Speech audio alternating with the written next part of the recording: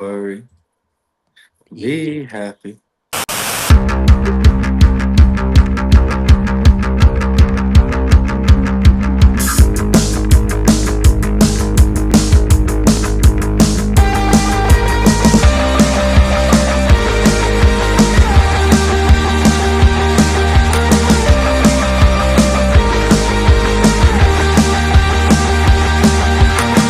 Take a break inside your head to get a hold of yourself. But it's over now. I was missing everything and I forgot I felt. So many days I found, many questions I have I can't answer myself. And I just don't know how to make it right. Instead I live with things I never would tell. Never tell. All the good and bad things quickly pass me by. I don't know what I miss till I open my eyes. And I can see it all. I can feel it all again. Hope I don't lose control. And repeat this all again.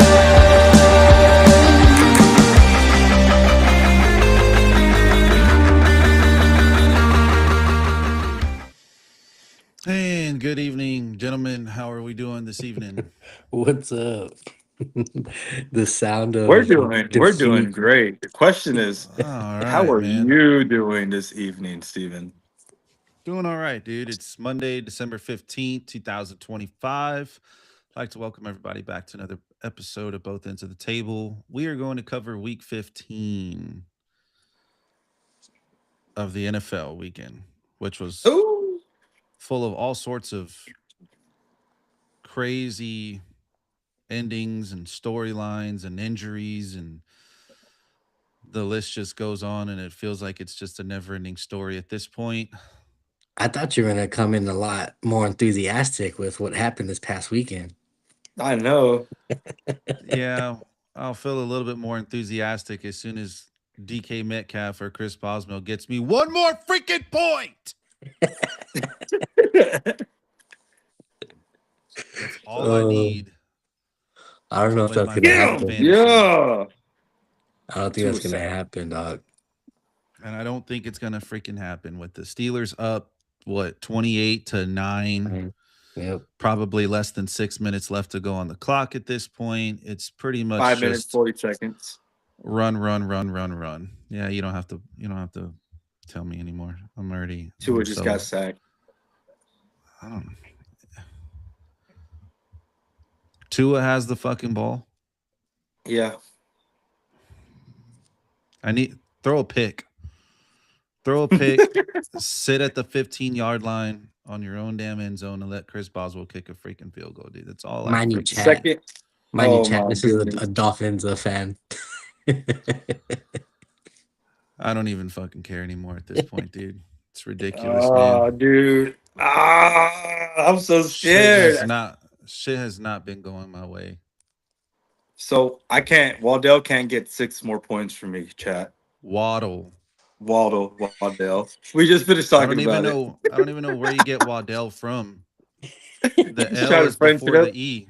Just trying to French it up, son. Joe Dirte. Ah, bless. Oh man. Anyways, Waddell. crazy Hey, weekend, we're man. We'll start with the Chiefs. Start with the Chiefs as they have officially been eliminated from the playoffs, as well as Patrick Mahomes going down with what is now confirmed a ACL. torn ACL. So, When I saw it mm, live, I was like, yeah, he tore the ACL for sure. oh yeah, because you're a knee doctor, yeah, the No, way you I mean saw. when you saw it, definitely. you you knew. Oh, you Yeah, did? nah. Yeah. Okay, okay, all right, makes sense. The way his Uh, knees was locked up and all the weight just went to that leg and ugh. Yeah, that was nasty. That was nasty. Yeah, you figure with the quarterback that scrambles as willingly as he does when he does, you figure at some point every quarterback pays a price for something like that. I don't know which quarterback hasn't. I mean, you look at Joe Burrow, torn ACL in his rookie season. You look at um, Lamar Jackson, same thing. I don't know that he had a torn ACL, but I know he either twisted his ankle or something of that nature, not to mention hamstring injuries in the past. So it's like, Hasn't happened to anytime Allen yet, right? hasn't happened to Josh Allen, but as wobbly as sometimes as that guy runs, and as many hits as that guy takes, Jackson Dart's another one of those guys, likes Dude, to run with the ball and take some pretty big hits. And so I I have nothing saw. against it. I like his toughness. I like the grittiness of it, but just at some point throughout your career, you definitely pay the price for it. Yeah, I saw a stat on Jackson Dart where I think he's played 9 games or 10 games or something like that, and he's gotten evaluated for concussion 5 times. Oh my goodness. Like, wow, that's crazy. Yeah. That So, boy. He's the new Tua. but you look at the Kansas City Chiefs, man. So the dynasty obviously is officially over. A lot of people are saying that they're going to have to retool and rebuild around Yeah. Mahomes again. Most likely, Travis Kelsey's probably going to retire. Yeah, Although I don't see that he retires going out like that. I just that's just my personal opinion. I think he comes back for one more year. I think he, maybe takes on like a more of just like a veteran type role, limited snaps, probably comes in on like a third down only type of thing, like a 1 year, $10 million deal, something that's team friendly, player friendly. And I think he runs it back one more year with Patrick Mahomes. I just don't see a duo like that just splitting up like this, not even playing out the full season. I think had the whole season played out without Mahomes getting injured, I think then he retires, because then he gets to just kind of enjoy the field with, the quarterback of his career. So it's like, the quarterback that virtually put him in the Hall of Fame. We got to think like the next time he's going to be able to play with Mahomes won't be till about this time next year. No, I don't think it would be this late like that. Bro, it takes about a full year for an ACL. No, a lot of people have been coming back in about 8, 9 months as of recent. So, um, yeah, I mean, look at Nick Chubb. Nick Chubb tore his ACL last year, this time around, and he started in like week 3 or 4. Or not Nick Chubb, Bradley Chubb of the Dolphins. He tore his ACL around this time last year. And like I said, he started in about week 3 or week 4. So yeah. It says on average about 6 to 12 months for yeah, a lot of Bears. ACLs way back in the day, they used to be damn near career enders. Like that was the Yeah, last thing that you wanted to do was tear your ACL. But recently there's been like from what I've been hearing is that there's been like obviously new medical breakthroughs on how to repair these things. And with all the rehabs and stuff like that that they've been able to do, um, oftentimes people can come back from those things within, you know, 8 months or so, give or take. And so now, depending on how his rehab goes, it could be a little bit later, but I don't foresee that the Chiefs are just going to let him, just come back in week 15 of the following year and potentially drain another season out. I just don't see that happening. I think he comes back. I think he'll probably start, week 3 or week 4 of the following season. yeah. Damn. Uh, Who just scored this touchdown for the Dolphins? I need to know right now. What number is he? Ugh. I didn't see. I don't know. I missed it all. But the I didn't Dolphins see. scored, and they had a failed 2-point conversion. Figures. I had saw a thing where it said comparing Brady and Mahomes that on their ninth, both of them on their ninth season tear their ACL, and by that time, both of them have 3 Super Bowls. Mm. I was like, coincidence? I think See, not. it's Travis Kelsey's last year on his contract as well. So you think he's gonna sign a 1 year small contract just to stay on? Mm-hmm. I don't know. Yeah, I that's think what I'm we'll find saying. out. Like, go ahead. I think if he gets his girl pregnant, I don't know. I'm curious to see if they're trying to work on a baby with all the rumors going around.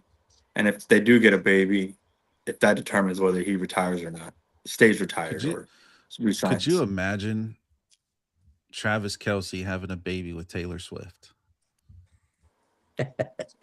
I think I see them adopting before they have a baby. Really? Like I don't know. To me, the whole Kelsey and Taylor Swift thing just doesn't even seem right. They get Seems stage though. Hollywood. Yeah, like I feel like it's just one of those Hollywood fucking you know couples thing where it's like okay, Kelsey was the you know, on top of the world as, the best tight end in football and obviously with Mahomes and everything, all the spotlight that they were getting. And it's like, and then you rewind it back on the clock, whenever all this first started. I think Taylor Swift had just like dropped an album or something, or she was touring for her album and she was like the hottest thing on the block at that time. And it's like, okay, power couple. It was like a power couple move, it felt like, you know what I mean? And it's like, what else can we do that can just absolutely shock the world? And it's like, oh, you know what? Let's let's hook up Travis Kelsey and Taylor Swift. Why not? That's what I kind of feel like it was. I'm not sitting here saying that is what it is, but that's what it felt like. But she's a billionaire. What does she need this for? True. To keep her starlight going. I don't think this helps her starlight. I think if Absolutely, anything, absolutely it does. It was untapped game. Being able to show up to NFL, yeah, getting yeah. NFL Now fans she on has her. again. I mean, think about how many times the cameras panned over to her last year. It was every other play it was panning over to her. Yeah. But It you was don't think it benefited the NFL more than it benefited her? well, you think about it though. Why would if she just showed up? That's exactly you're kind of making my case here, because if she just showed up to a random game, then she just showed up to a random game. But if she's got a reason to show up to the game and to continue to show up to the game, you said she's a billionaire. What does she need somebody like Kelsey for? Well, the NFL is $1 billion industry itself. So billionaires hanging out amongst one another, you don't think that would benefit each other? Absolutely, it would. But just No, doing it one time serves no purpose but she's a billionaire. What does she need a fake? What does she need a fake boyfriend like Travis Kelsey for? because that's what they do. And then Like I said, she needs a reason to show up to the games. you think she's gonna break up, and drop her next album? No, I don't think I don't think she'll break up with them and drop the next album. I mean, I think that they have a chance of making something out of that relationship. You know what I mean? But again, like I just don't see what the reasoning behind it was. You know? You know, some people they can't control their who they fall in love with. You know, they probably fell in love at first sight. Who knows? Hey, and you could be absolutely right. You know what? And if they did, hats off to them, man. You know, love doesn't fall flat on your face like that. Well, she did drop an album last month.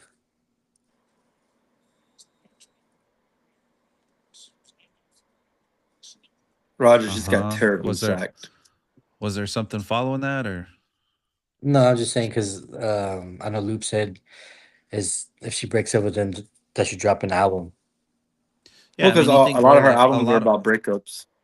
Right. So now she needs one about being in love. And how are you going to be in love when you don't have nobody? And you're not just going to go date some guy off the street. That's why I said billionaires hanging out with billionaires, dog. Her and Goodell got together and he said, "Hey, I got this guy, Travis Kelsey. What you think? Hottest tight end on the block right now. He's hot. The Chiefs are hot.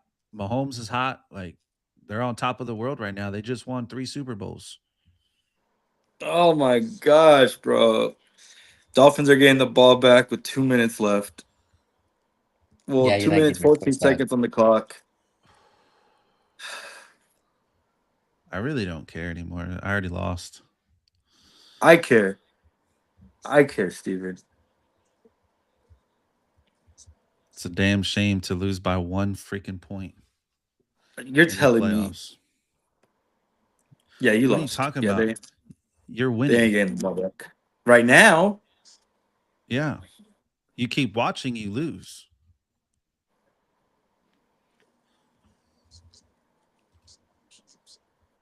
I lose no matter what. See, that's the thing. This is That's where you're crazy, wrong. man. I always lose. It's okay. It was only $500 you lost this year. Cheer up, buddy. Hey, at least there's no punishment.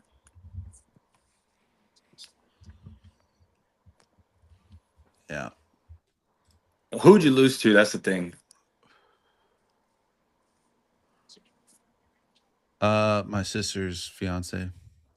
Mm, It's not who I lost to. I don't really care about that. It's just losing in general. Especially when you're projected to win by 20 points and both my teams underperformed. And it's like, you got Dak Prescott that throws 300 yards and can't score a fucking touchdown. oh, let's get into that. I didn't watch that game, but I saw they lost. Like, make that make sense. Like, how do you throw for 300 yards and don't score? That's the same thing with Burrow. Burrow threw for damn near 300 yards as well and doesn't score. Like, it blows my mind how these fucking teams can just draw up some of these games like this. Like, it's bizarre. Or like the Seahawks, all the points came from the kicker. Like, just crazy. Yeah, Really? Dak Prescott, 294 yards, no fucking touchdowns. There was no touchdowns the Seahawks scored. They were all field goals. Wow. And then Joe Burrow, 225 yards, no touchdowns. Like, just crazy. That's the really NFL in a insane. nutshell for you this year. Oh, I know. And none of it's been going my way all freaking season long. It just crazy, man. Steven, cheer up, buddy. You're so Yeah, you down. There's nothing to fucking cheer up about, dude. Life is literally miserable right now. The Chiefs missing the playoffs, dude. You have the wrong background on. That's how I know you were so sad before you said you didn't pay it. You just, fuck it. Are you like on your iPad or something? Yeah, why? Because you're not like you lag. Your Oh no, face lags. I'm on my phone. Oh, well, your cell signal must not be that good. Are you seeing it too, Cisco? Kind of, yeah. Like He's you're blurry too. pixelated. You're Yeah. pixelated. You're not clear. You like jump frame to frame.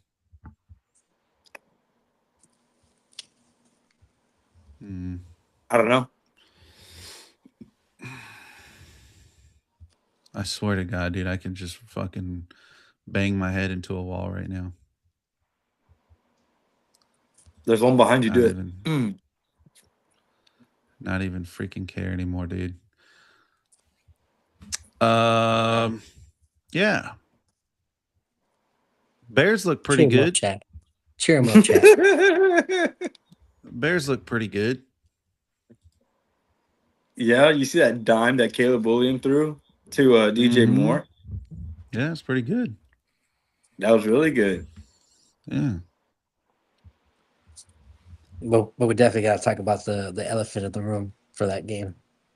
Go ahead, man. What? The play calling band.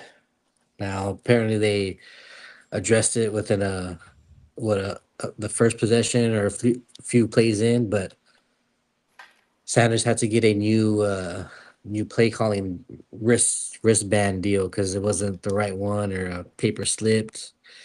There's different things that are being said, but yeah, ultimately Sanders had the wrong play calling band on, and they were struggling the first few uh, first few plays. So sabotage or not?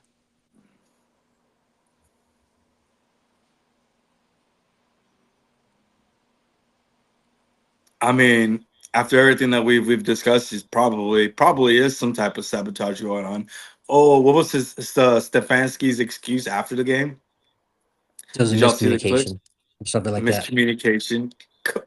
Just a little miscommunication. When Yeah, have you it's the ever most heard that important before? person on the team. When have you ever heard the bands being off, or supposedly they added plays or something like that, and they had to go reprint the papers or something? There's a whole bunch of different things being said. So Yeah, but again, like I said, the most important person on the team, you would think he would get the first correct wristband. the one who's calling the plays. They go, well, hey, these are the plays that you're going to be calling.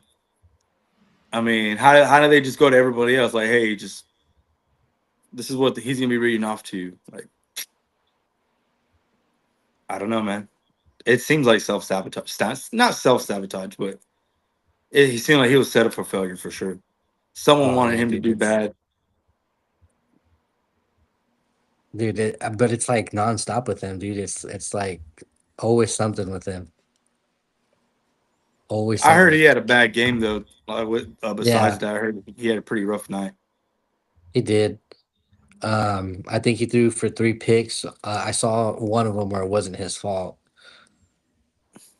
So but I mean, Yeah, still a tough game. I mean, granted, they're going against a Bears defense, which they have the most takeaways in the NFL. So I mean, uh, I think that's game. Yep, there it yeah. is. Yes, fucking one.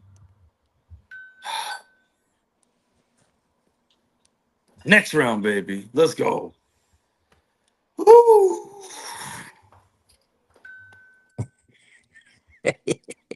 We are definitely on both ends of the table. Mm-hmm. Oh man. That's funny. This guy. Look at this guy. Oh What game did man. you catch Sunday, Steven? What game were you watching Sunday? All of them. Yeah, which one stood out to you the most? Mm, I don't think any of them really stood out. I think that the Buffalo game was probably the most interesting. I think it had the most action and probably had some of the most like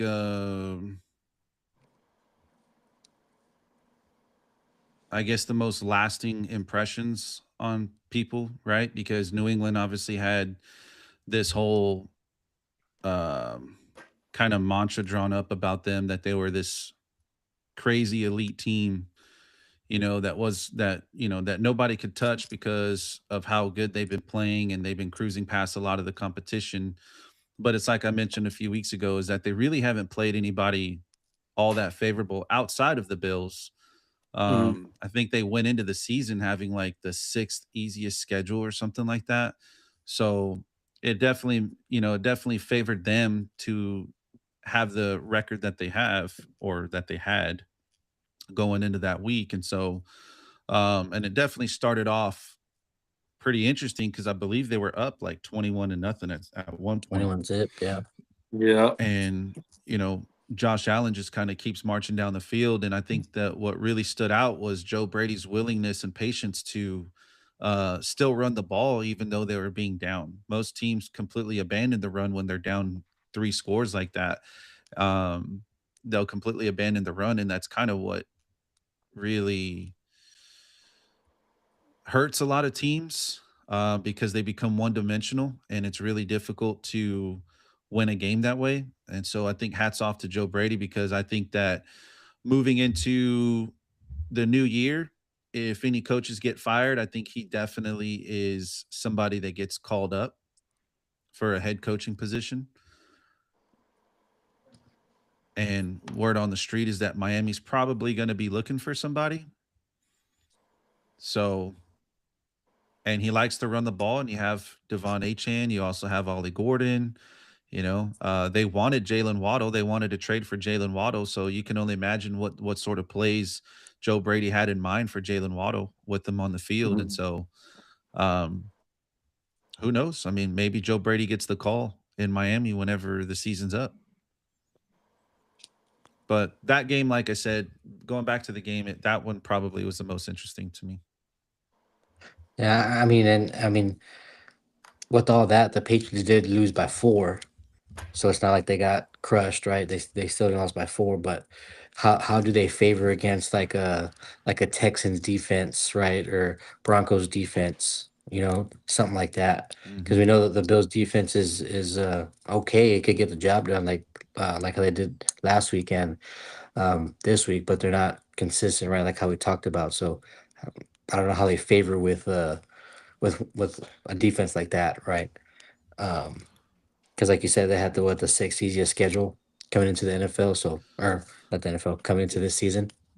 Yeah, I mean, don't quote me Yep. on that, but I want to say they had one of the more favorable Mhm. schedules. I Right, could be wrong on it being the sixth easiest, but it was definitely right, one of the easiest schedules going into the season. And right. um, but again, that's what makes the defense. The defense looked a hell of a lot better before this past weekend, considering that they haven't had one single game where they allowed their opponent to score over 30 points. They haven't had one single game where they allowed their opponents to score more than 28 points, much Yeah. less 30.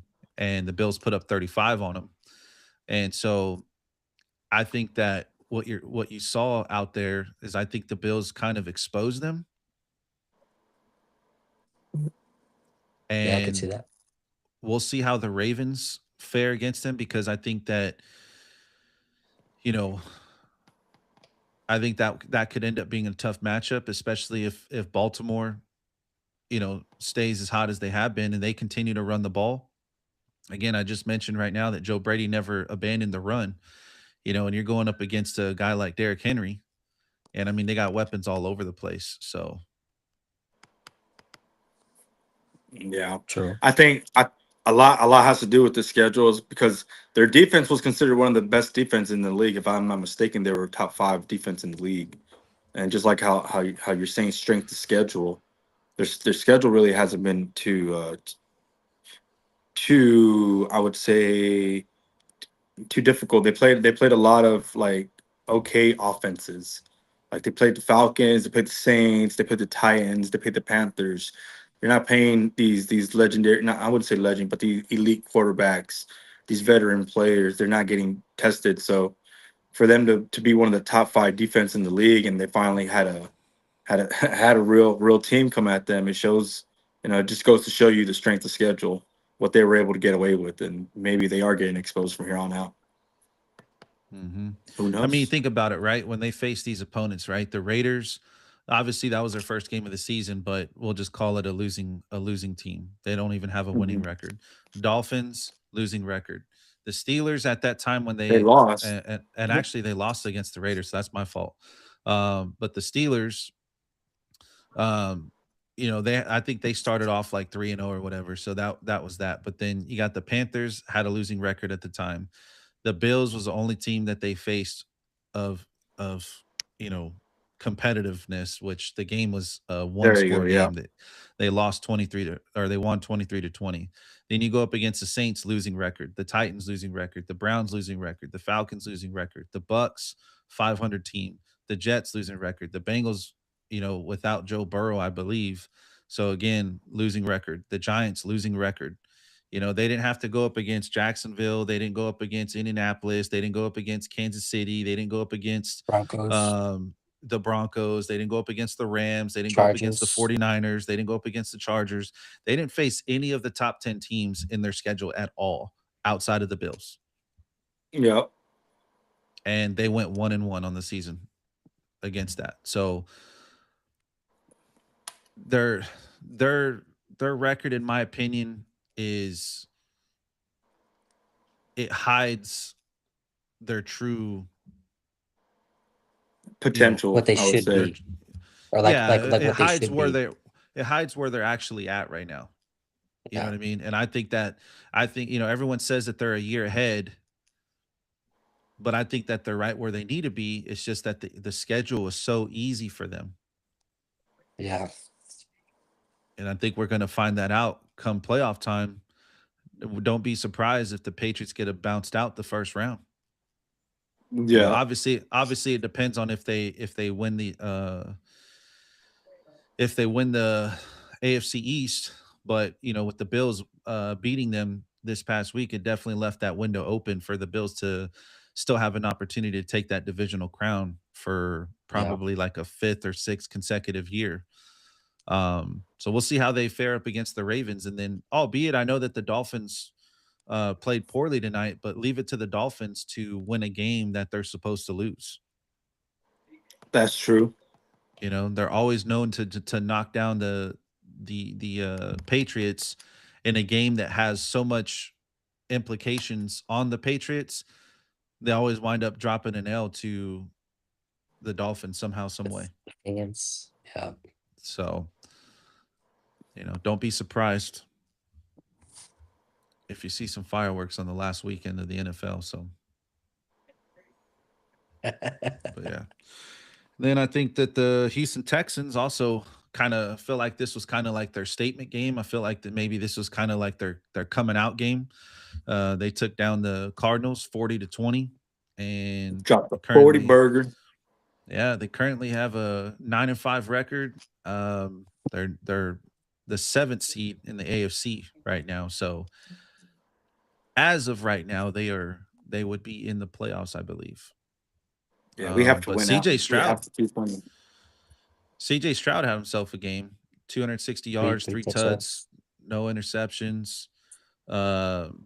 Breakout running back Jordan goes for 101 yards on his rookie debut. Most yards ever by a rookie most yards ever by a player making his debut, which I thought was Texan pretty cool. history. In Texans history, yep. So that's that good, was an exciting game. But dude, I'll tell you what, I was kind of scared because McBride was tearing us apart, man. Yeah, McBride is legit, dude. He's probably arguably one of, if not the best tight end right now in football. Yeah, dude, that guy's a dog. He's fast. He's physical. He has hands. Yep, dude. He had 98 yards after the catch yesterday. So he had 134 yards receiving, and 98 of those were all after the catch. So you talk about that. That's playmaker mentality right there. You know what I mean? Yeah. You put the ball in his hands, and he's gonna go make a play. He's gonna make a play. Yep. You know what I mean? Yeah, so that scares me though, man. It just scares me. What are the Texans gonna do when we get a team that has more than one superstar? That's what worries me now. Now I'm worried. Fuck. Did our schedule hide our defensive strength as well? Like, fuck. No, I mean, because if you we play some pretty cool teams. If you look at the teams that they played the Rams, the Bucks, the Jags, the Ravens, the Seahawks, the 49ers, the Broncos, then the Jags again, then the Bills and the Colts, the Chiefs. So I mean, they've had one of the toughest schedules for sure. Yeah. Considering that, you know what I mean. The Rams, probably one of the best teams in the NFC right now, or you could even make a case that they are the best team in the NFC. The Bucks at the time, I mean, they were hot. The Jags, we all They know were how that hot. started. We all know how they started. They had a top 5 defense to start the season. Um, the Ravens, I mean, Seahawks at who one point were the best teams. no one would have predicted that the Ravens were going to have like a complete meltdown at the beginning of the season. So, but we can sit here and say that they are definitely a good team and a competitive team to play against. Then the Seahawks, right? What is it? Top 2 defense probably in the league right now. 49ers, Mm, same thing, top 10 defense. Broncos, top 2 defense. Jaguars, top 5 defense. Bills, one of the best offenses. Colts at the time, still one of the best offenses. Then the Chiefs, we all know about that. So it's like, dude, and then they still got to go up against the Chargers and the Colts again. So Philip it's like Rivers they have not had it easy at all. got But Grandpa out there playing. I also don't I too, I don't mean, like how the bandwagon's getting kind of full. I don't like it. but again, so you got to take a look too at the division, because I don't think anybody had that division looking as good as what it has outside of the Titans. Yeah. I'll You say know, I don't that. think anybody predicted the Jaguars to be 10-4. You know, we did a preseason mock up on a couple of different divisions, and that was we chose our own divisions that our teams play for, and I think you had them with the losing record, like six Yeah, I think and so too. like 6-11 or something like that. You know, Yeah, and I think I had we like the didn't Texans have at like 9-7 or 9-8. Some yeah, and I think you had the Colts winning the division, I think. But man. and then also too, you look at the rookie head coaches, right? The rookie head coaches was going to Yeah, be Cody, um the Jags head coach Liam Cohen. You had uh Ben what's his name? Johnson, Why am I going brain fart? Aaron Glenn, Ben Johnson, Kellen Moore, and I believe there was a fifth guy that I can't think of right now off the top of my head Schottenheimer, that that were rookie head coaches, first time ever that they're Schottenheimer. coaching their team. Yeah, Brian Schottenheimer. Yep. And we had every single one of them based on their strength of schedule, based on their talent level, who they had in the building. We didn't have a single one of them having a winning record. We had every single one of them not making the playoffs. And right now, as we stand, you got Ben Johnson that's almost a lock, and you got Liam Cohen that pretty much is a lock. 97% chance to make the playoffs. Yeah, we need to revisit that video. That sounds, man. We made some pretty crazy statements in there. Hey, well, I'm not far off from my Dolphins prediction, although I was hella off on the Patriots. You had But I him just wasn't with the ex- losing I record, wasn't or ex- yeah, I had the Patriots with the losing record, but it's because I just wasn't expecting the Patriots to. I didn't think that they would be as potent as they were. But looking back on it now, it's like you take a look at some of their opponents, you know what I mean? And it's like, yeah, it kind of makes sense. But the Jets, I think I want to say I credited them for like 2 wins, and they have 3 right now. Ooh. I wish I still had those photos. I don't have those photos anymore. I probably should have saved them. But I got to go back at it at the end of the season. it's interesting to be in week 15, and there's only been 2 teams that have locked in a playoff spot, which are the Yeah, Rams and the and the Broncos. Broncos. Those are the only 2 teams right now that have locked in a playoff spot. So it's like everything's coming down to the wire to these final 3 games, and so I think that's why this season seems just like so odd. Is because Yeah, I don't think it's ever been this tight of a race where you have this many teams and it's going to come down to the wire. And you think about it, man, there's so many teams with winning records this year. It's crazy. yeah. Like, think it's just being more competitive. Well, maybe credit that to the NIL if you think about it, Yeah. right? I know a lot of people tend to knock NIL for kind of ruining college football, but the thing that NIL has unlocked is the ability to for teams that see potential in another guy that, before NIL, colleges would just kind of, sweep them under the rug and kind of keep them in prison at their facilities. So NIL and the transfer portal really are kind of both to blame for this, but because both of those exist now, they can go play for another team and they can go do it for money as well. Yeah. And so it's unlocking more potential that otherwise we would have missed because they probably never would have gotten that starlight like what they do now. That time they relied more on scouting. Now they could just see it Well, they firsthand. scouted they scouted for players, but like let's just say for example, you know, let's just say that I'm Alabama, for example, and I'm just going to throw in a bunch of names that, these guys probably never even played there, but I'm going to call out, let's just say, for example, I had Tyreek Hill, I had Jamar Chase, I had Justin Jefferson, I had Puka Nakua. That's four receivers right there. Then on top of that, let's say I also had JSN, and let's say I also have George Pickens and CeeDee Lamb. That's seven receivers. Well, before the transfer portal days and before the NIL days, a college like Alabama would have all seven of those receivers in their room, but only three Yeah. of them only three of them might actually play. The other four, they might get like a third down package that they run, or maybe like a certain package play that they might dial up where they have four receivers, five receivers on the field, but you only get to see them that one play. And so then teams are less reluctant on picking them up in the draft because they don't know who they are. They never even seen them play.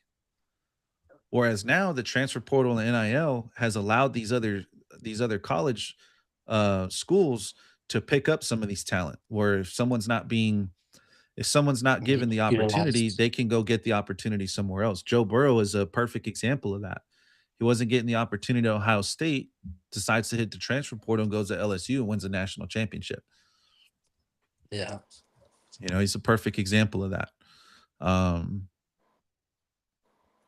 Not that everybody has that same Cinderella story like he does, but again, it has definitely put more spotlight on some of these talented individuals that never would have gotten that chance or opportunity had NIL and transfer portal not exist. Yeah, that's Right. true. And so therefore You see you're Dylan seeing it. Raiola gonna hit the transfer portal. Texas Well, Tech. speaking of some funny Texas Tech. speaking of Dylan Raiola, man. So obviously there's that whole thing going around that he kind of mirrors everything that Patrick Mahomes does, right? And so there was a He's gonna meme tear that his kind of ACL went too. viral. There was a meme that went viral with that guy. I don't know his real name, but he played in The Walking Dead. I remember him in The Walking Dead, and I think he's the Punisher on the Marvel series. And with the one where he's like sitting in the dinner table, like sweating bullets. And it's like Dylan Raiola is seeing that Patrick Mahomes went down with a torn ACL. And now he realizes he has to tear his ACL. I thought that was pretty funny. Bro, I think that killed me. Yeah. But staying on the college side of things, man. So Fernando Mendoza wins the Heisman.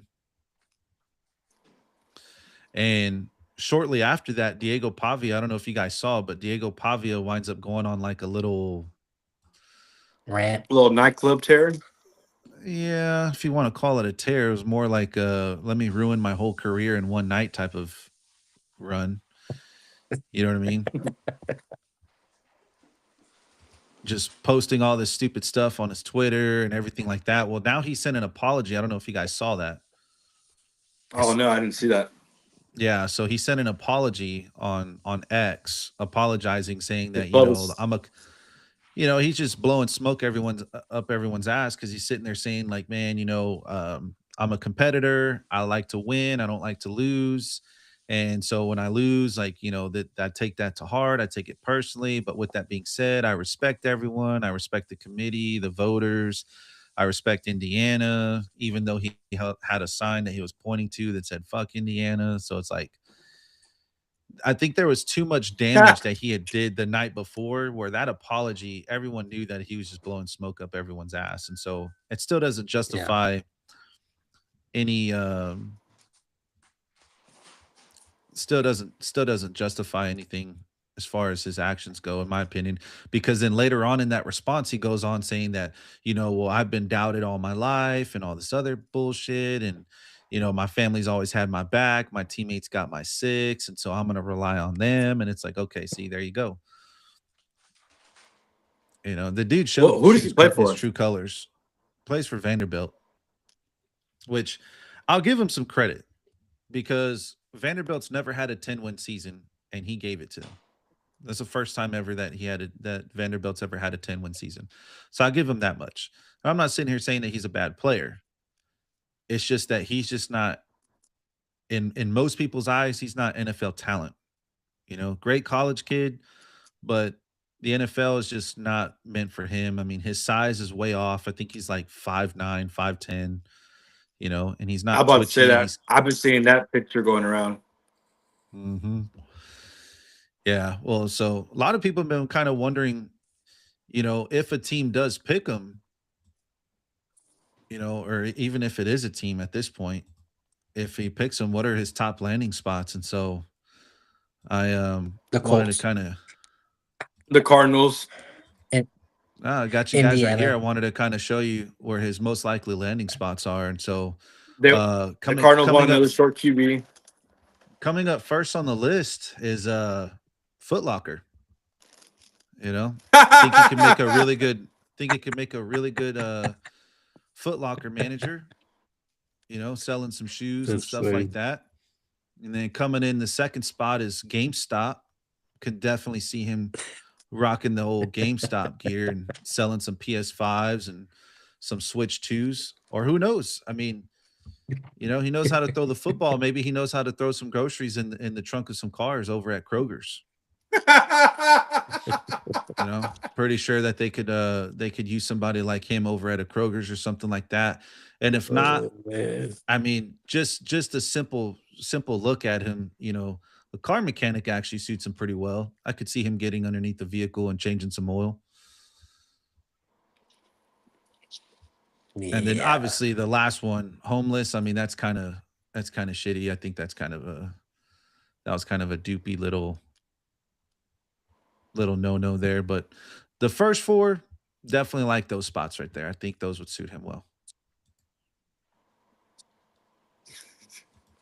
I call GameStop. I never seen him play, so I can't say much. Yeah. Well, he definitely went on a rant. So a lot of people, he obviously went real famous because of Theo Vaughn. Theo Vaughn was highly attracted to his mother. And so his mother kind of hit the spotlight, and with Theo Vaughn was asking her out like or maybe told Diego, on national television, like, I date your mom. And that's him. then he kind of bought it, he kind of bought into that. And so everyone was kind of thinking like, man, like, well, who's his dad? Where's the dad in all the picture? And I don't know if you guys have, if but I believe we may have found his father.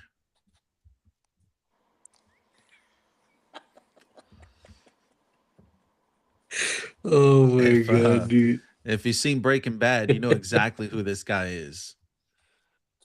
Wow. You know him from Breaking Bad. I know him from Blood In, Blood Out.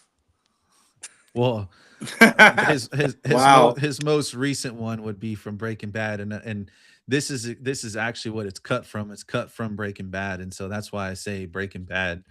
But in this particular series, he plays like a somewhat of a kingpin drug dealer, but he's selling meth, and he's not only using the meth, but he's also selling it at the same time. And so every time he would take like a hit of the meth or snort some meth up his nose, he get on this crazy like little rant. Woo! And yeah, dude, if you watch some of the scenes that he has in there, it's absolutely hilarious whenever you put both things together, all things considered. So yeah, I think we may have found his father. And so go figure, it was probably a rocky relationship with the mom. And so we would definitely want her to be out of that relationship for sure. You definitely don't want to be caught up with that guy. Absolutely. I've never You seen know, his mom.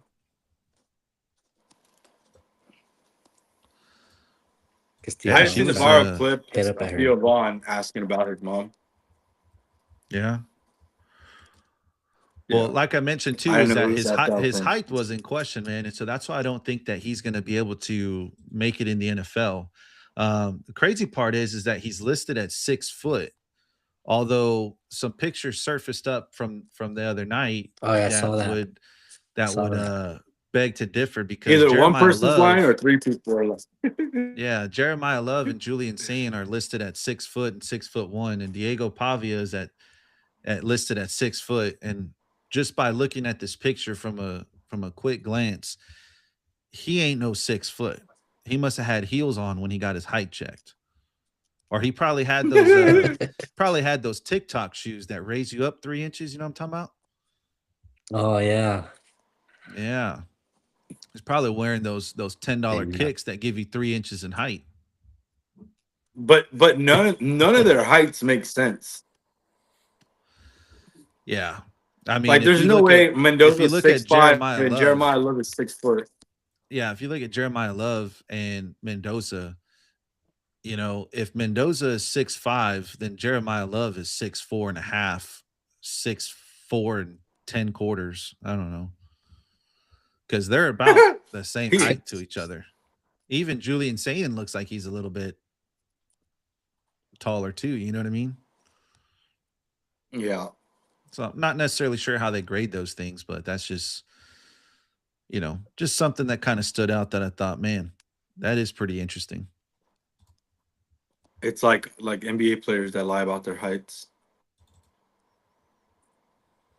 But they lie for it for Like, I think shorter. Kevin Like they're Durant. shorter than. Well, it depends. Some lie about their being tall. Some lie like Kevin Durant. He doesn't want people to call him 7 foot, so I think he has himself listed like at 6'9" or 6'10". Yeah, like 6'9", but that boy's like 7 foot. Yeah. Well, and lastly, I think, just the internet is complete. As you guys know, man, the internet is undefeated. And so there was a lot of speculation, right, with where he might wind up. And if GameStop and Kroger's and a mechanic shop and Foot Locker don't wind up working out, somebody may have figured out a way for him to still make some good money, and still be in the limelight. And so I want to give a shout out to this guy. I believe his name was Steak F or something like that. And he said, I can't really explain it, but Diego Pavia looks like he's going to be fighting Jake Paul in 5 years. So What the that's hell? something that I could definitely see happening. A lot of people were talking on air today and talking about how this guy's a USXFL player, hands down, 100%. NFL player, not so much. And especially after everything that he did this past weekend, I highly doubt he ever sees anybody make a team. A lot of people, when he posted his apologies, people were like, his agent sitting here saying, are you trying not to get to the NFL, or do you want to be a third string quarterback? You choose. Basically hinting that he'll never even make it as a QB2 in the league. So, but Jeez. yeah, internet is undefeated, man. You don't ever want to make yourself look like an idiot online. That's for sure. Especially if you're just trying to be a complete, absolute hater over something that you really don't have control over. You don't have a control over who they're going to choose and vote and stuff like that. But the reality is that Fernando Mendoza, if you look at the storyline behind Indiana, if you look at his storyline, I mean, the dude's just an amazing human being. I read online somewhere that this dude had like a And he has the best 5.2 stats. GPA. I don't even know how you get past a 4.0, but apparently this dude had like a 5.2 That's what I GPA was thinking. I somewhere. was like, wait, Yeah. But, there was also a lot of talk saying that he was going to school for like all these, he went to like, took like all these different classes and is just like a star student. I mean, just smart, brilliant, everything, and plays, quarterback, most important position in football, and does it to a high level. And then you look at Indiana, which has never had a Heisman winner ever. They've probably never even had a winning season ever. They've never been recognized as a legitimate threat in the college football programs. And here you got Signetti and Mendoza, undefeated season, Heisman winner, and in the college football playoffs. It's kind of hard to beat that out. sick. Yeah, and I just don't see people going with quarterbacks under 6 foot anymore. Yeah, I think those days are over. I think Tua and Kyler Murray. I think they kind of prove a point that you need to be able to see over your line. Not everyone's gonna be a Drew Brees. That's it's a once in a blue moon type of player coming around. Well, So I think I Drew I Brees just don't paved the see way. 5'9" quarterback. Yeah, he definitely paved the way. He was the pioneer of the short quarterbacks, but to get another one of him is a long shot.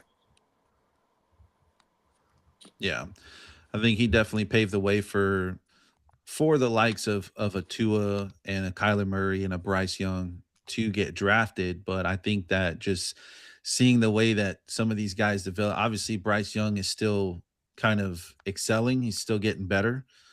But I think that Tua's best days have long passed him. I think Kyler's best days have long passed him.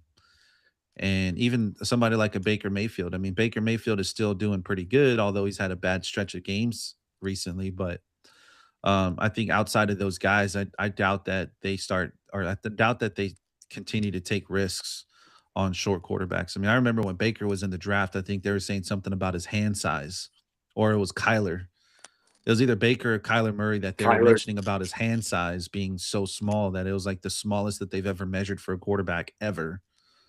And so they kind of feared his ability to throw the football downfield. And obviously, that's not none of that factors. I mean, the dude can still sling it. It's just, can he see, like you said, over the line?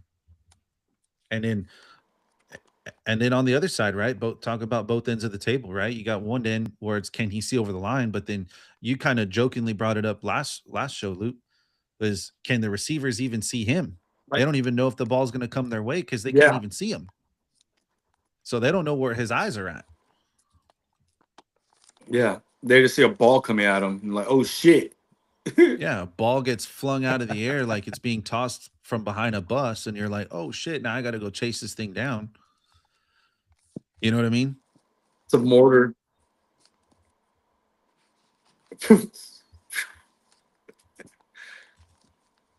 Yep.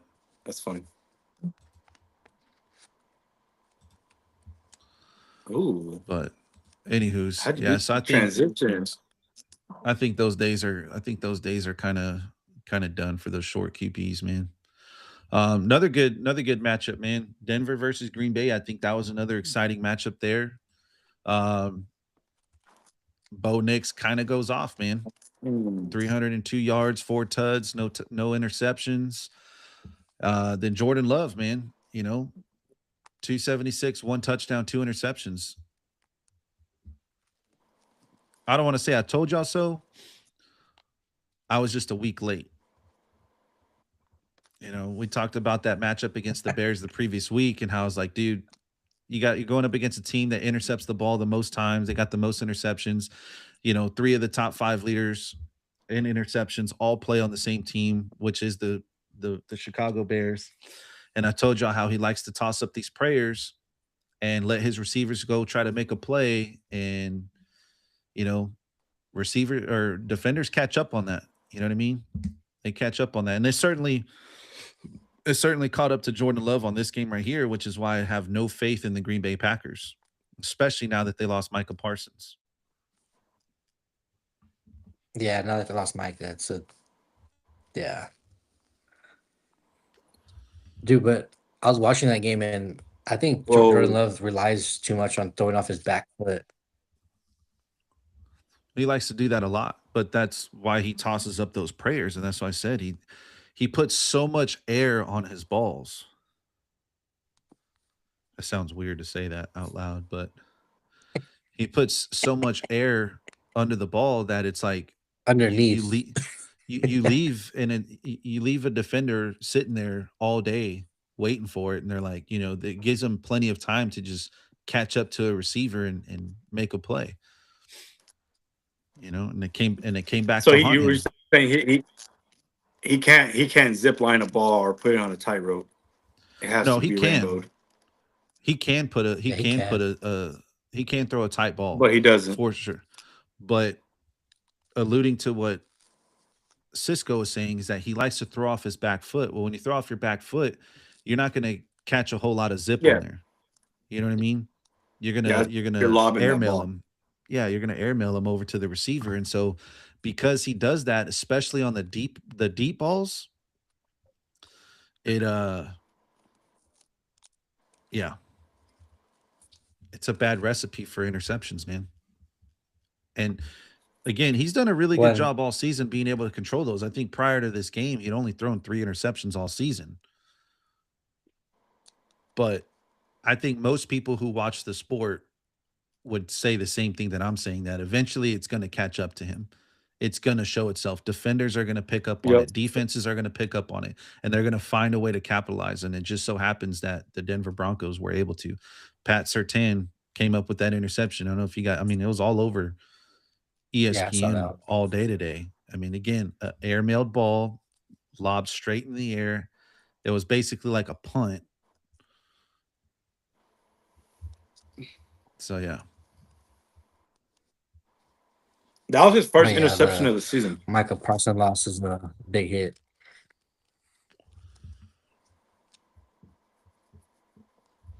Yeah, Micah Parsons going down is definitely a big deal.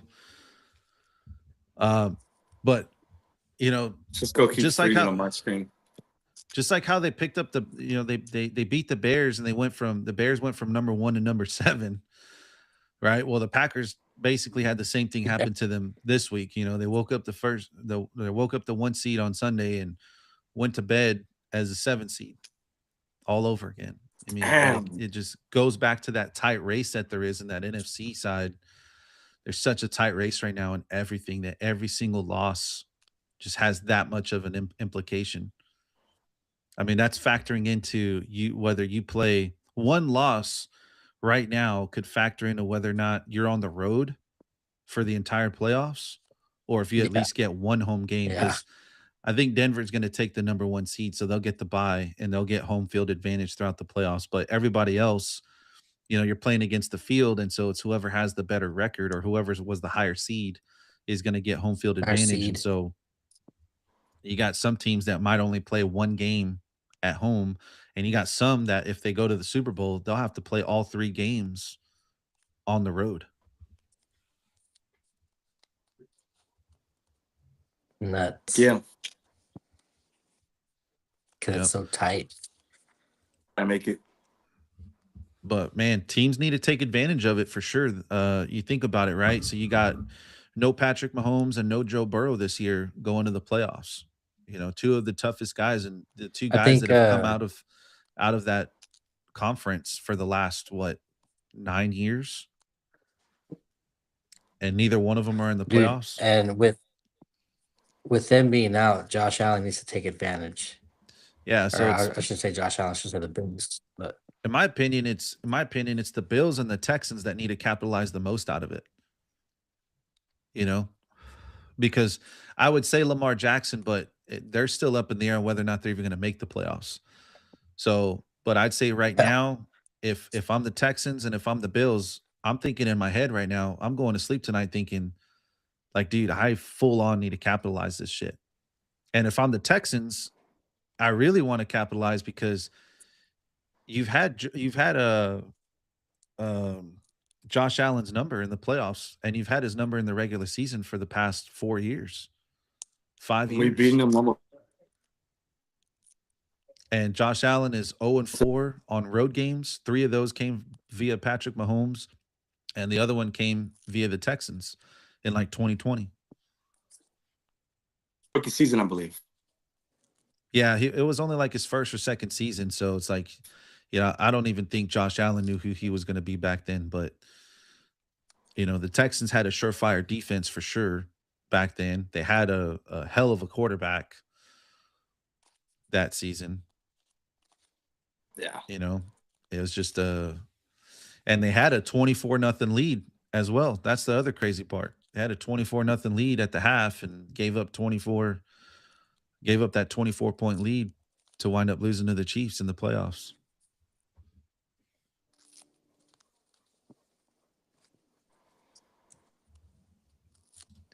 You might need a back out, Luke, because we can't hear a word you're saying. Because Yeah, I would back out. I would back out and come right back.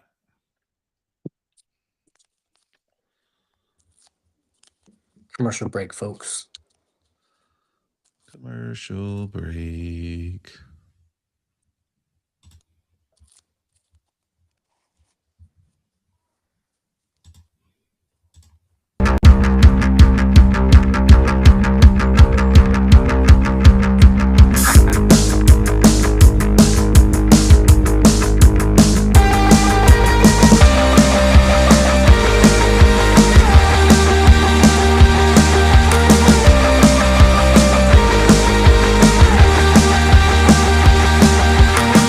Take a break inside your head to get a hold of yourself.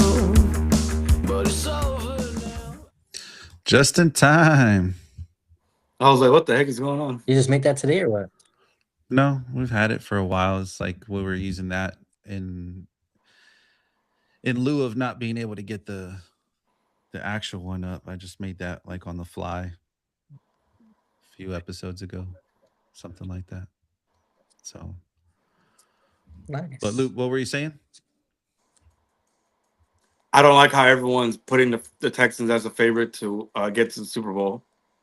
I don't like all that positive talk on us. I want to be the underdog until we get there, because I don't want us to think that we're supposed to be there. We're not supposed to be there. That defense is supposed to be there. Yeah, but defense alone, we're not supposed to be there. I don't want it to seem like a for sure thing and then us let up. I need us to keep that dog in us. Has there been any word on Tank Dell? Like, is there any chance of him maybe coming back at some point in the postseason? I saw a post that said that when you realize that Tank Dell might not ever play again, and I was like, what the heck? I never looked into like if that was true or what's going on. Let me see.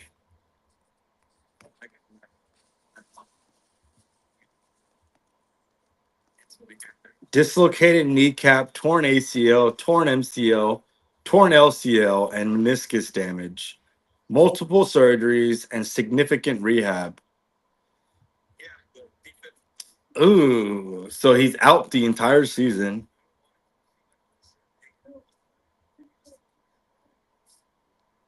We'll know next year. I mean, he kind of suffered the same kind of injury I think that Nick Chubb did. Just a whole new knee. Yeah, and I mean, Nick Chubb came back, and I mean, albeit he's not the same as he once was, he definitely lost a step, that's for sure. But Yeah. good thing for him is that being a receiver, you don't take as much damage as you do with as a running back. But I imagine that it's going to have some sort of implications on his route running ability. Him making his cuts. He's probably not going to be able to come out of his breaks as quickly as he probably once used to. But The fear to go up and catch a ball now. yeah, I mean, I imagine that they have ways of getting them prepared for that. Yeah, some sports psychology. But Oh still, yeah, you got to think it's still there. Oh yeah, I think it'll always. I think something like that will haunt you forever. Just the way that Yeah, like everything an eye went poke down, too. man. It was so bad. I remember I was watching that game live when it happened too, and it was brutal, bro. I remember CJ Stroud like literally crying because that's how bad it was. Bro, it was so nasty. Well, they're like best friends too. So, oh yeah, I can't believe to see that firsthand. Yeah. Oh No, I mean, and I'm not knocking Stroud for crying. I'm saying no, like that's how I'm not saying serious. yeah. Yeah, like that's how serious it was. Like when you see some shit like that in real life, and boy, That's what I'm it's saying. not. They're like best friends. So to see it firsthand happen, I can only imagine. Yeah. Ugh. Well, and then you can imagine Stroud too, the way that he must felt like I'm the one that threw you that ball, so I put you in that situation type feeling. You know what I mean? Oh yeah, like oh And if I recall, it was a ball that was he wasn't even going to be able to come down in bounds. Like it was like past the end zone, if I'm not mistaken. I thought he scored. It was a scoring touch. It was a touchdown. Did he score? Yeah, it was a touchdown. He caught the ball. Oh, okay, okay. Well, I'm not. No, I knew he caught the ball. I just wasn't sure if his feet had came down. No, I think he like it came. It was like to where homeboy landed on his leg or something, and it just bent him backwards. Ugh. Yeah, it was bad, dude. It sucked, dude. But I had a quick question, man. So if you take a look, we obviously talked about all these teams that are making the playoffs and all these things here, but let's take a look at some of these teams that are like officially eliminated, right? So you got the Jets, the Bengals, the Browns, the Titans, and I'm naming some teams that are going to be like well below. So these are going to be like your top 5 The picks. Chiefs. The Raiders, Chiefs ain't going to have a top 5 pick, but you got the Raiders, the Giants, the Cardinals have only won 3 games. The Giants have only won 2 games. The Raiders have only won 2 games. The Titans have only won 2 games. And you got the Jets and the Browns that have both won 3. So there's your top 5 picks, top 6 picks right there. Who do you guys think is probably that probably has the most pressure on them in terms of making sure that they hit on this first round pick or on their first round pick So you got the Giants. You got to the like turn Jets. their franchise around? Yeah. Jets. Browns. Mm, Like who Damn. needs to turn their season around stat? And Bengals. it could be from like a Uh, player implication, it could be from a coaching implication, like is a coach's job on the line or does he have leeway? Cuz like take Aaron Glenn for example. Aaron Glenn, he's got leeway. It's his first year there. Justin Fields was obviously just a bridge quarterback. That's why they only signed him for 2 years. And they've had to bench him multiple times this season. So it's pretty obvious that he was just a bridge quarterback to begin with. But they unload, obviously, trading away Quentin Williams and Sauce Gardner. And now they have 5 first round picks over the next 2 years. So it's like, I think that they're definitely on the spotlight to turn their venture around, but they're going to give Aaron Glenn 2 years to do it.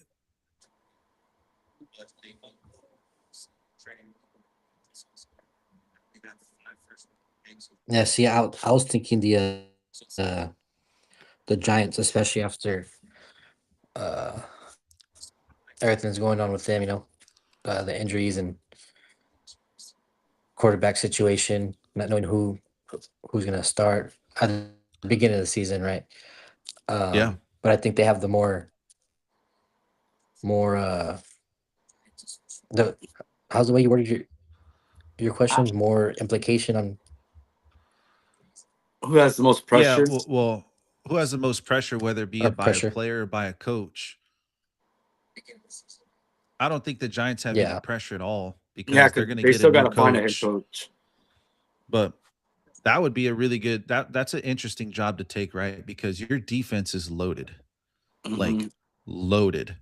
And on the offensive side of the ball, you got Malik Neighbors that's going to come back after a torn ACL. You got Scattaboo that's going to come back. You're going to keep Tracy.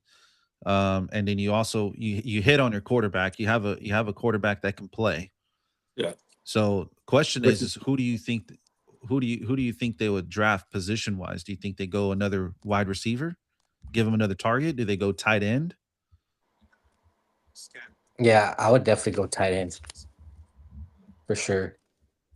To spread out the field because obviously, like you said, you got Scottaboo and Tracy, and you got Neighbors and Robinson, and to spread out the field, you just need that tight end spot. don't they got a pretty decent tight end right now though? What's his name? I think his name is Johnson. Yeah, but if you look at a lot of You teams now, you they're running like tandem tight ends.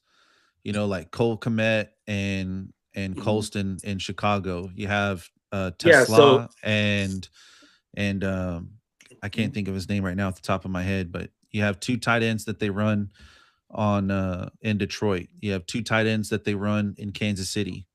You know, so just having one tight end isn't the norm anymore. A lot of people have two tight ends that they rely heavily on. yeah, Kelsey, Noah Gray, Dawson they got Knox, and pretty Dalton okay tight Kincaid. ends. And then Theo Johnson is a rookie tight end. So they're off. I think they would need like an O lineman. Probably draft like a tackle. They need a solid lineman to help with keep either improve the running game or improve the passing game, whichever, or just to give them that much more. Question is, who do you think they call for a coach too? That's the other thing. Mm. Maybe Joe Brady as well. You know, if Joe Brady had the option between the Giants and the or what's Dolphins, I think I'd go Giants all day long. I'm trying to think of like you think offensive homeboy from coordinators that have stood out this year. I'll just say you think homeboy from Notre Dame. The head coach from Notre Dame. I don't know his name. Mhm. I can't remember his name off the top of my head either, but I don't think he's leaving college. I think he stays. So Yeah, I don't think he's going anywhere. I think Marcus he's right. Freeman. Yeah, Marcus Freeman. Yep. Marcus Freeman. There you go.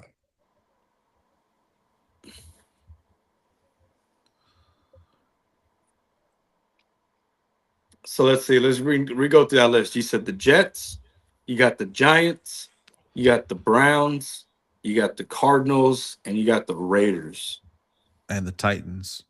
and the Titans. I don't think the Titans are under much pressure because I think Cam Ward is you're seeing some good stuff out of him. So this would Well, be and this, he's a rookie. and he's a rookie. I believe they got another rookie receiver, or they got a pretty good receiver. But if not, they should probably use this draft pick to get a receiver. Who's the running back? They got Tony Pollard. Mm-hmm. So they would give. I would say they need to give him a threat, but I don't see it like I wouldn't say they're under the most pressure because they're definitely still rebuilding. Well, and they also going to have to hire another coach because they fired their head coach. That too. So that goes to the Raiders, the Cardinals, the Browns.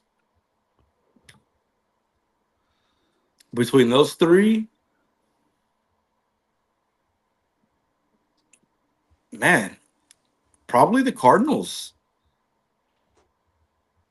Probably the Cardinals. What's his name? Gannon. Gannon's the Mm-hmm. coach for the Cardinals. They got a pretty promising team. They just need to do something with it.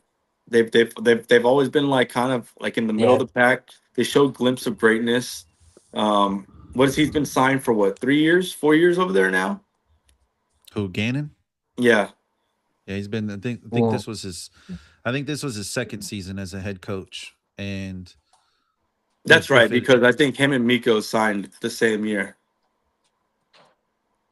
yeah, but even still, like I think well, and he's then like already on the the hot seat talks of for.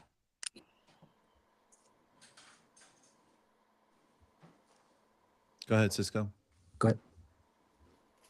No, I was gonna say the talks of Kyler Murray leaving this off season. So definitely hit on that too if that's gonna be the case because I don't think Yeah, Brissett's they gonna need be to the guy find to a go for the quarterback. future. Yeah, so I think with the Who's Cardinals, gonna I throw think to McBride? Who's gonna throw to Harris Jr.? well, as I was just fixing to say, so I think that they probably either go Dante Moore, I think they go Fernando Mendoza at quarterback, and they part ways with Kyler Murray. And I think that you probably see Miami pick up Kyler Murray because what do they have to lose at this point?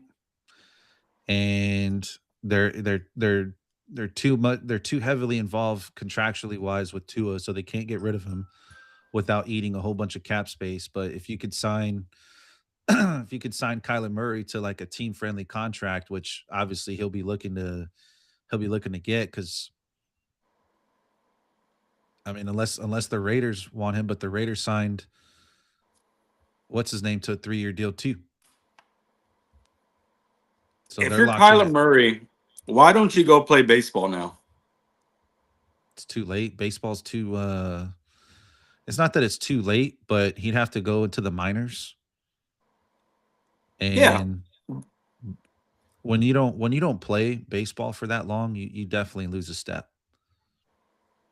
You're not going to be the same. You're not going to be the same player. You're not going to be the same hitter. You're not going to be the same fielder.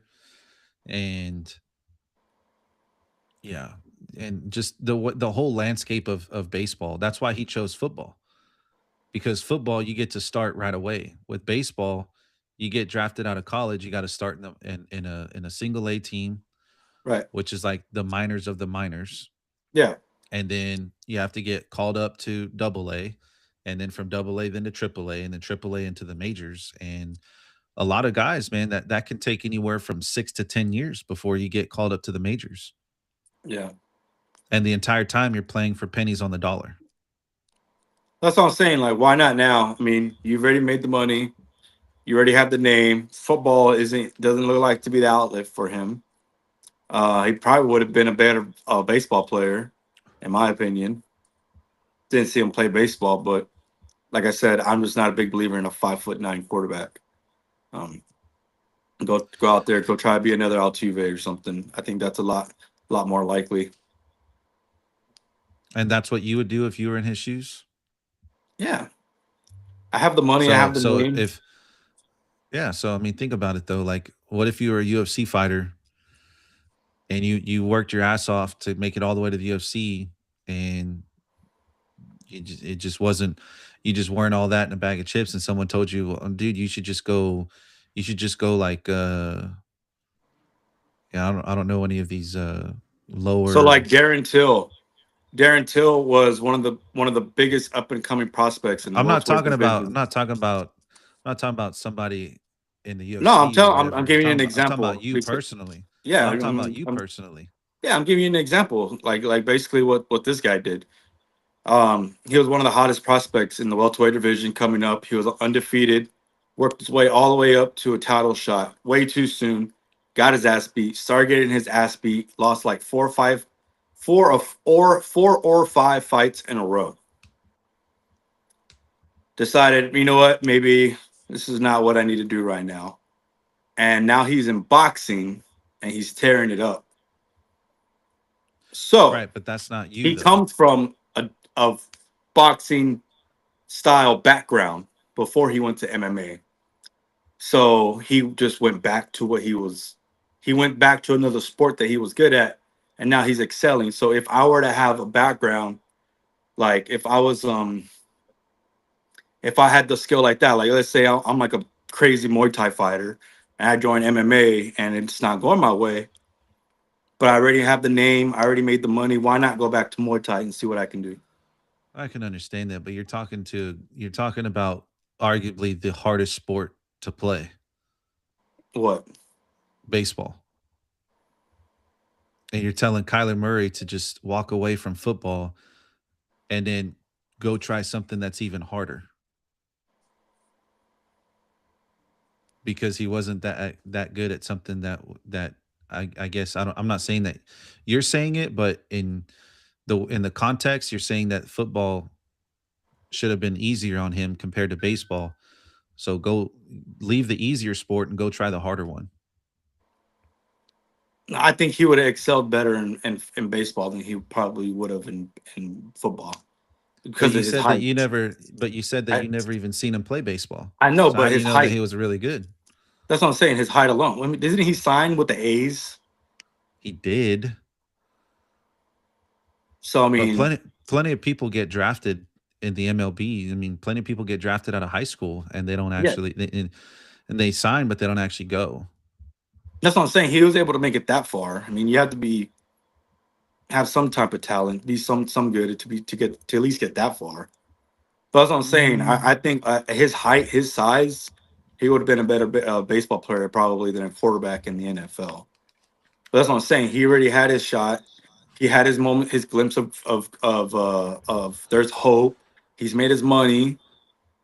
I don't think any team's gonna pick him up. I don't see a team picking him up. I don't think any team wants a 5'9" quarterback anymore. Like I don't think no team's gonna buy him. So if no team buys him, what is he gonna do? Go be an analyst? Does he want to be an Well, analyst? Why you not go got to try out understand another that sport? you got to understand the evolution of a quarterback as they transition out of that starter position, right?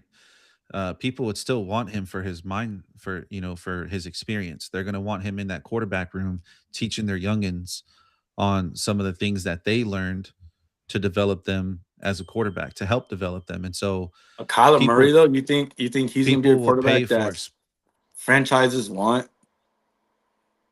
the Chiefs have Gardner Minshew. Yeah, I think somebody's going to pick up Kyler Murray as a backup quarterback. I don't know, man. The Giants had Tommy DeVito that you never even knew of. You never even heard of this guy, and he's a backup. I'm pretty sure somebody's going to sign Kyler Murray as a backup quarterback. We'll see. I'm telling you right now that that's exactly what's going to happen if they decide to move on with him. Yeah, His career's not over, and he's definitely not going to go play baseball. That's for sure. I think his career is over. He should just go play baseball. Go try to become a baseball player. You got Bailey Zappi on the Cleveland Browns. That guy didn't do nothing. You got Kenny Pickett, who's a backup, or technically starting now, but he's a backup quarterback. That dude hasn't done nothing. Hasn't proven himself to be worth anything. At least Kyler Murray has shown that he has an ability to play, just not an ability to really stay healthy. Yeah, But is that a scheme-ish? Excuse me, is that a scheme issue? Is that a him issue? Again, I think that I know for a fact there's gonna be a team that's gonna pick him up, hands I think down it's for a him sure. issue. I just would go towards him. I just don't think any team's gonna want to put him as a second string and have to worry about a 5'9", 5'8" quarterback adjusting their offense to a quarterback like him. Well, Just and too much. that's why I said somebody like a Miami Dolphins might actually benefit from something like that, because if you look at it, They're kind of used Tua to it. Tua is not that tall either. I mean, he's probably 6 foot or just a little under 6 foot. Um, but what's Tua's biggest issue is that he can't scramble. At least Kyler, he can scramble. And his second biggest issue is that he can't throw the ball very deep. And one thing that we know about Kyler is that he can throw the ball deep. So, I was watching the game earlier today, and Tua gets sacked on like there's a third and long, and Tua has to scramble out of the pocket, and he's going to the left side. So he's on his strong arm side. Well, if he would have just if on his step back, if he would have just launched the ball 60 yards in the air, like most quarterbacks can, he had a receiver that was going on a vertical go route and had 6 yards of separation on the closest defender by him. Completely blew past the safety. But because he can't throw that far, he has to go escape out of the pocket, because if not, that's a guaranteed interception, because he's not even going to be able to make the ball, not even be able to throw the ball that far. So it's quite literally hindering the offense, or the offense's inability to create explosive plays. I don't know that they've had one explosive play all season passing wise. and Yeah. it's because of his inability to throw the ball deep. Kyler Murray can throw the ball deep. And I'm not saying that he's going to solve all the Dolphins' problems, but he certainly makes up for a lot of the bigger issues that we have right now. You got a quarterback that can't scramble and can't throw the ball deep, and Kyler Murray possesses both of those abilities.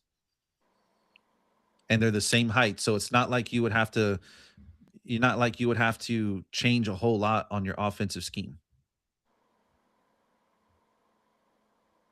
Other than the fact that he's left-handed and Kyler Murray's right-handed. But I think that actually benefits Kyler because being just a left-handed quarterback is so awkward in the NFL to begin with that it's really difficult for those guys to succeed.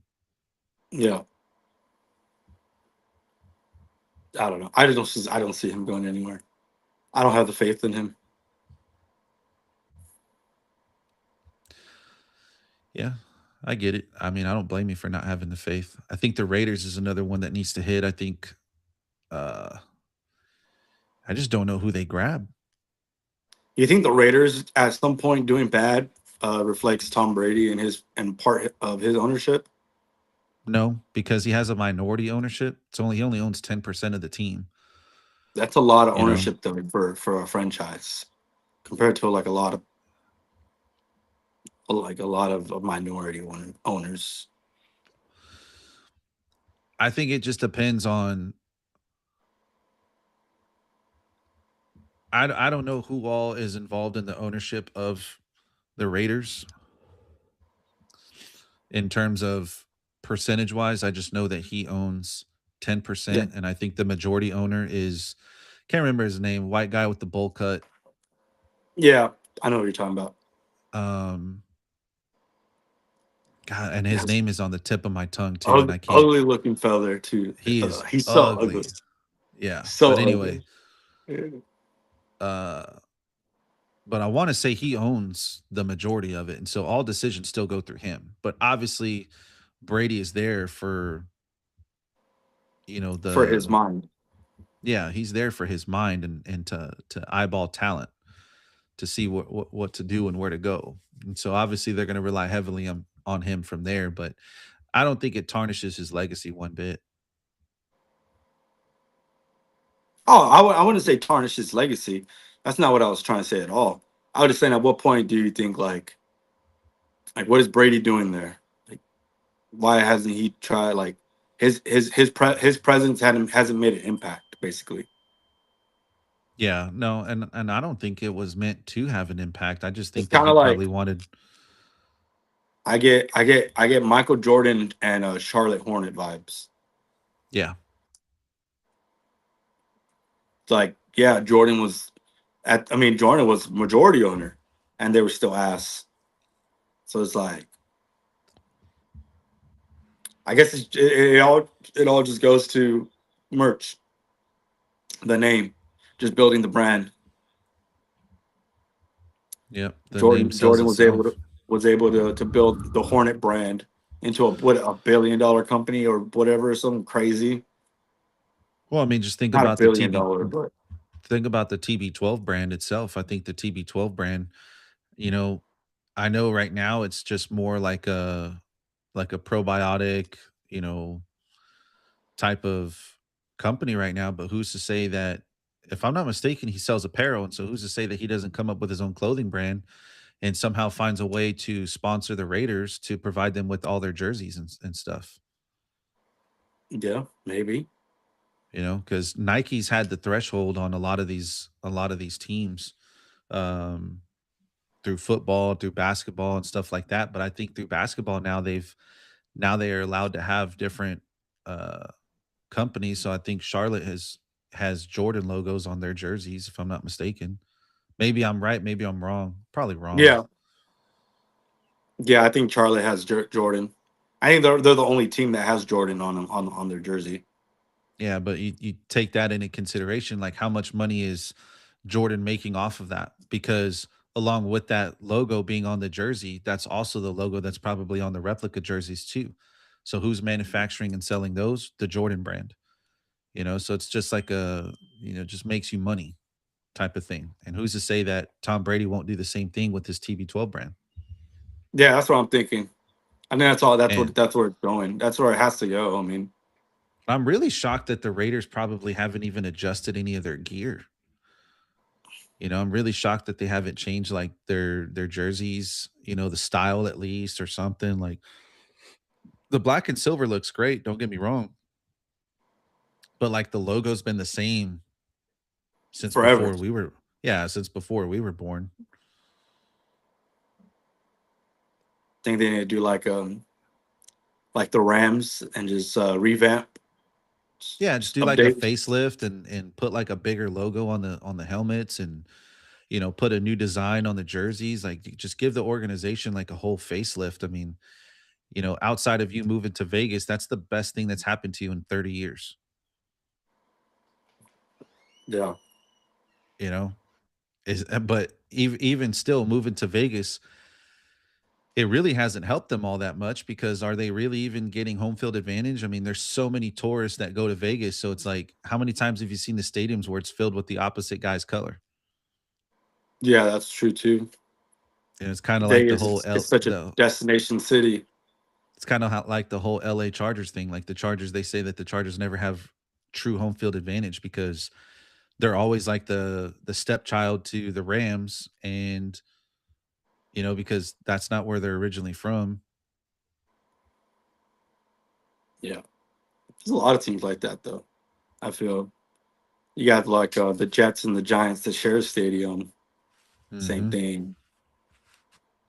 Yeah, but the Jets have some extremely loyal fans, bro. They do. I mean, you're Jets fans talking are. generations of fans that have dealt with losing for their whole lives. I mean, I can't say much for myself either because the Dolphins have sucked my whole life outside of their Yeah, one but good season that they had. That even then we finished off like 10-7. you're Generation One Dolphin fan. Technically speaking, yes, but my stepdad was a Dolphins fan, so that's where I kind of got it from. So Mm. it's like from my last name, yeah, I'm a Generation One Dolphins fan, and But you Stevens choose. technically two, but in reality, it's really I'm two, and he'll be three. Mm. Tough, Yep, tough. sucks, man. I don't know that the dude. That's the shitty part, man. It's like you don't know when these teams are going to be good, and you don't know when they're going to go on these dynasty runs. And the Dolphins had their dynasty, man. They had their dynasty for years, bro. In the '70s with Bob Greasy and the boys, and then when you go into the '80s, you have Dan Marino that led you through the '80s and the '90s, and then just the 2000s. The millennium hit and turned the corner, bro. And it's just like you just hit a roadblock. Jimmy Johnson came over, couldn't do much. After that, you just been on a coach tear ever since, trying to look for the right head coach. I mean, no head coach has lasted more than 4 years since. I thought Ryan Tannehill was going to be the answer for the Dolphins. I thought for a minute there too, but that quickly that ship sailed just as fast as it arrived, honestly. Yeah. you know, but do got something to show here, something that might be pretty funny. We got actually a 2025 rewind to close off the as we near close towards the end of the year. We got a 2025 rewind from Riverside. And Oh if you don't wow. mind, I'd like to kind of probably share that with. I wonder if I can upload it in here. Let me see here. Wow, we have a recap. It's not very long. That's It's what she only said. 15 seconds long. Uh and yeah. Maybe you might like it, maybe not. Let's see. You ready? Yeah. Uh, I Uh, uh, Nealon. um Uh, uh, uh. That's our 2025 rewind from Riverside, man. It's just us saying uh. think it's trying to let us know that we're not all that great at trying to speak without saying We can't articulate sentences. No, as we well as can't. we think we can. I say that on purpose. All right.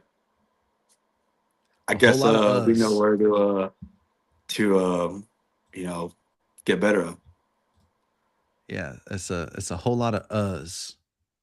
You know what I I mean? always get mad at myself though when I say I start thinking to myself, "You motherfucker, you're always supposed to say that word," which makes me just say it longer because I'm not, instead of trying to think of what I'm trying to say, I just get mad at myself. Mm-hmm. Yeah, for sure.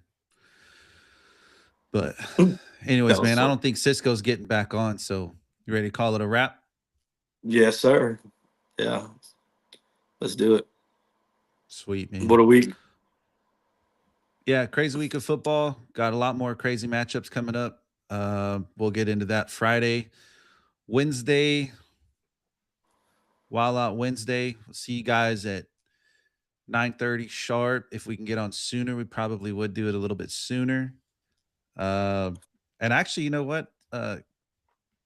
Let's try to stay tuned in because I think we might be doing some shows a little bit earlier than that. Actually, me and I know you probably have to do some work. I know you'll probably be at work, Luke, but we'll probably be jumping on the show a little bit sooner throughout the day. Just run some extra airtime and just mingle and have some conversations because me and Cisco are gonna have a little bit of some free time for the rest of the year. So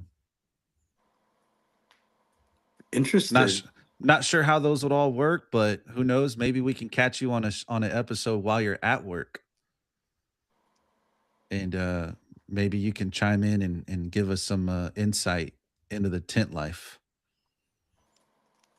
We'll have to see about that one for Yeah, sure. we'll see. We'll see. But anyways, to all who listen to this, to probably the most boring show on YouTube, thank you because we really appreciate it.